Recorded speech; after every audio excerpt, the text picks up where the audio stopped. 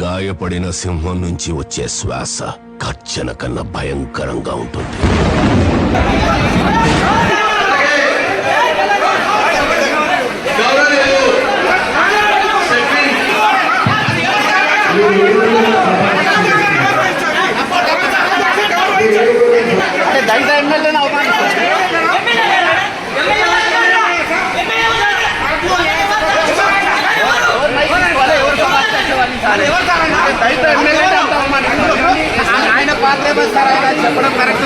I am the custodian of this constituency.